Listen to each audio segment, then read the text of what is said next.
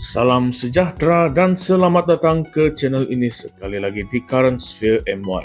Pada video kali ini kita akan mengulas satu penulisan yang telah ditulis oleh Datuk Raymond Boyne, dan tulisan ini telah dimuat naik ke satu portal online atau portal berita online yaitu borneoherald.com.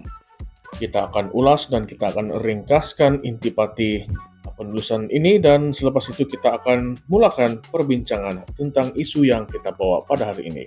Tanpa membuang masa, mari kita mulakan.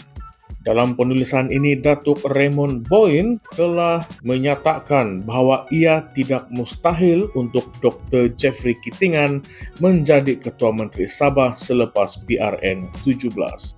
Spekulasi mengenai siapa yang bakal menjadi Ketua Menteri Sabah selepas pilihan raya negeri ke-17 nanti terus menjadi perbualan yang sangat hangat baik di kalangan ahli politik maupun rakyat Sabah.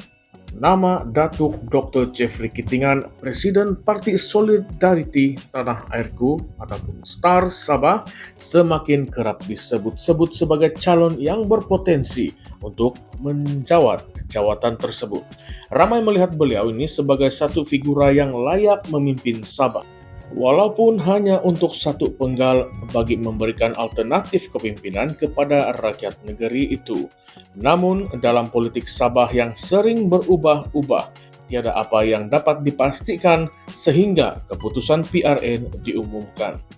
Dalam masa yang terdekat, Sabah juga akan menyaksikan peralihan kuasa di Istana Seri Kinabalu apabila Tun Musa Aman dilantik sebagai Yang di-Pertua Negeri Sabah yang baru menggantikan Tun Johar Mahiruddin. Pelantikan ini telah mencetuskan pelbagai reaksi baik positif maupun negatif di kalangan rakyat dan pemerhati politik.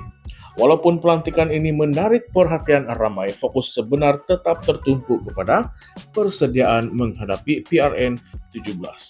Rakyat Sabah khususnya mengharapkan sebuah pentadbiran negeri yang lebih berdaya saing dan bebas daripada campur tangan Putrajaya.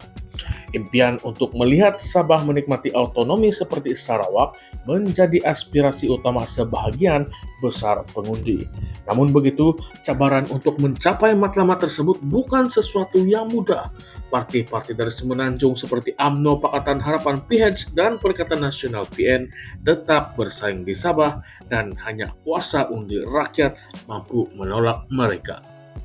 Langkah terbaru Parti Progresif Sabah ataupun SAPP yang menarik diri daripada Perikatan Nasional menunjukkan komitmen sesetengah parti tempatan untuk mempertahankan kedaulatan politik Sabah. Presidennya, Datuk Yong Teck Lee, menyatakan bahwa keputusan itu adalah simbolik kepada penolakan pengaruh parti-parti luar. Namun, kekuatan parti-parti tempatan di Sabah masih menjadi persoalan besar. Tidak ada satupun parti yang dilihat mampu menang sendirian dan memerintah seperti yang pernah dilakukan oleh USNO dan Berjaya atau PBS suatu ketika dulu. UMNO dan Barisan Nasional pula terus mencari ruang menyesuaikan diri dengan lanskap politik terbaru di Sabah. Pada Mac lalu, UMNO telah mengadakan perbincangan dengan Parti Warisan Sabah mengenai kemungkinan kerjasama untuk PRN 17. Namun, rundingan tersebut tidak mencapai kata sepakat. Sebaliknya, pada September, UMNO dan BN memilih untuk bekerja sama dengan PH sebagai rakan strategik dalam menghadapi PRN 17. Langkah ini dilihat sebagai strategi untuk mengukuhkan kedudukan mereka di Sabah, walaupun ramai yang skeptikal terhadap gabungan ini.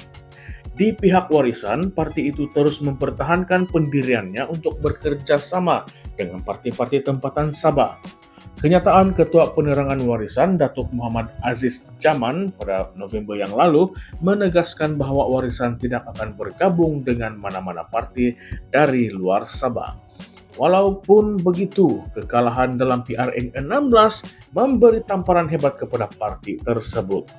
Warisan kini menyadari bahwa mereka memerlukan gabungan strategik untuk kembali berkuasa. Gabungan politik yang berjaya di Sabah seringkali bergantung kepada formula keseimbangan tiga penjuru: Bumi Putra Islam, Bumi Putra Bukan Islam ataupun Momagun, dan Parti Cina. Namun, parti-parti Cina seperti Parti Demokratik Liberal ataupun LDP dan SEPP semakin kehilangan pengaruh. Dalam situasi ini, gabungan dua penjuru Bumi Putra Islam dan Momogun dilihat lebih realistik untuk membentuk pentadbiran yang kuat.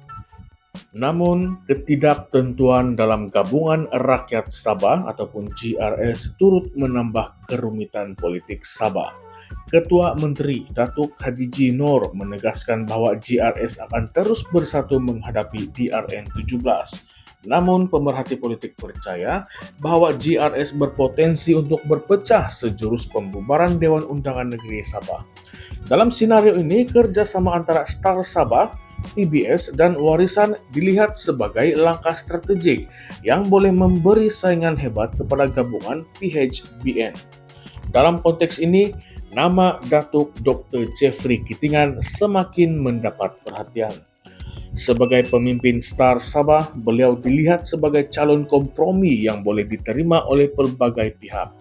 Dr. Jeffrey bukan saja seorang ahli politik yang berpengalaman, tetapi juga tokoh yang sering memperjuangkan isu-isu hak rakyat Sabah, termasuk pelaksanaan penuh Perjanjian Malaysia 1963 ataupun MA 63.